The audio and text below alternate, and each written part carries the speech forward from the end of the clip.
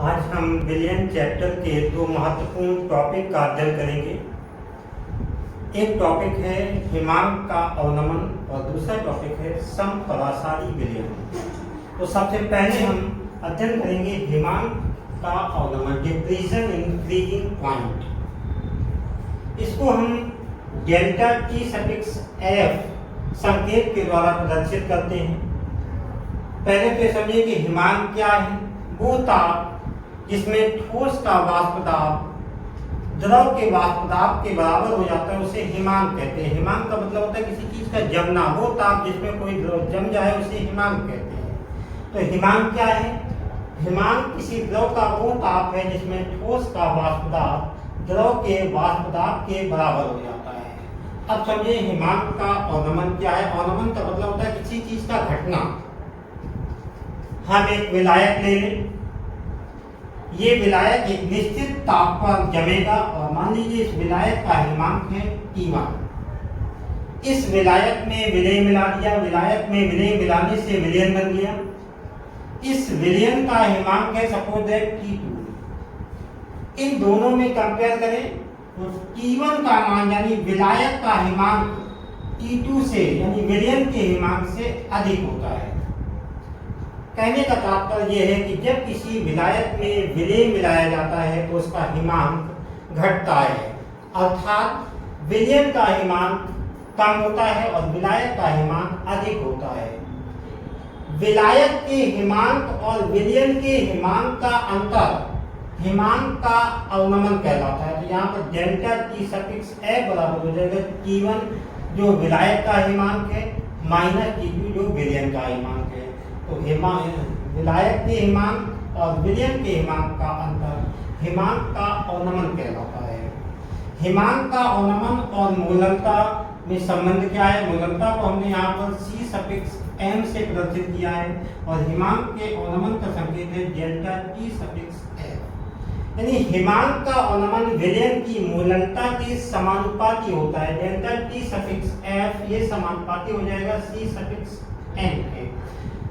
विलयन की मूललता जितनी ज्यादा होगी हिमांक का अवनमन उतना ही ज्यादा होगा। जब हम समानुपात हटाएंगे तो एक स्थिरांक से गुणा करना पड़ेगा और वो स्थिरांक के मान लीजिए K सफिक्स F। तो हो जाएगा delta T suffix F is equal to K suffix F into C suffix M। C suffix M है हमारी मूललता और मूललता बराबर होती है 1000 small w upon small m into capital W। Small w क्या है? विलय की मात्रा ग्राम में।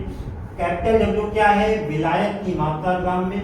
स्मॉल m क्या है? विलय का अनुपात। तो यहाँ पर डेल्टा T सफिक्स F बराबर हो जाएगा 1000 K suffix F small w upon small m into capital W। इसी फार्मूले को हम मॉडिफाई करेंगे तो हो जाएगा delta T suffix F is equal to 100 KF dash small w upon small m into capital W। अब यहाँ पर देखिए K सफिक्स F क्या है? मोलल अवनमन स्थिरांक और K सफिक्स F डैश क्या है? मोलर अवनमन स्थिरांक या इसी को ग्राम अणुक अवनमन स्थिरांक भी कहते हैं या आणविक अवनमन स्थिरांक भी कह सकते हैं।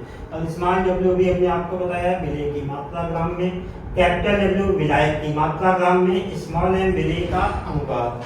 तो इस तरह से इन दोनों फार्मूलों के माध्यम से हम कई न्यूनतम हल कर सकते हैं, विलय का अनुपात ज्ञात कर सकते हैं, मोलल अवनमन स्थिरांक और मोलर अवनमन स्थिरांक ये दोनों निकाल सकते हैं।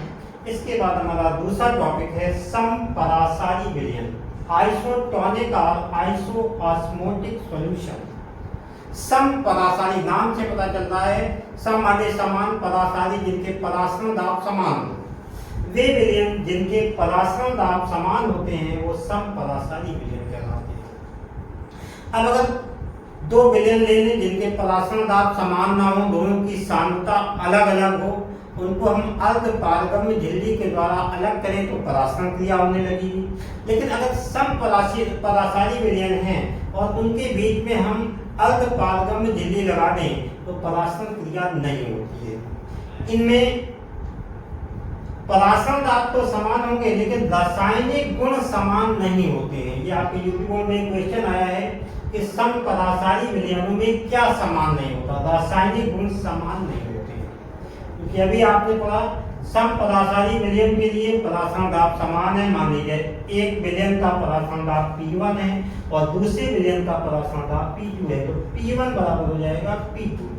और जब P1 की यानी परासरण दाब की वैल्यू यहाँ पर रखेंगे WST/m/V। ये हम इसके पहले वाले चैप्टर में एक्सप्लेन कर चुके हैं कि परासरण दाब किस तरह से हम निकालते हैं। ये बराबर हो जाएगा स्मॉल W1ST/m1V1, ये बराबर हो जाएगा W2ST/m2V2। एस की दोनों में कॉमन है, ये कैंसिल हो जाएंगे, तो हमारा एक नया फार्मूला आ जाएगा W1/m1V1 is equal to W2/m2V2। W1 क्या है, पहले वाले विलयन की में विलेय की मात्रा ग्राम में। M1 क्या है, पहले विलयन में विलेय का अनुभाग। V1 क्या है, विलयन का आयतन लीटर में। W2 क्या है, दूसरे वाले विलयन में विलेय की मात्रा ग्राम में। M2 क्या है, दूसरे विलयन में विलेय का अनुभाग। V2 क्या है, दूसरे विलयन का आयतन लीटर में। तो इस तरह से हम समपरासारी विलयन का अध्ययन आपने अध्ययन किया है इस वीडियो में कि ऐसे विलयन जिनके परासरण दाब समान होते हैं वो समपरासारी विलयन कहलाते हैं।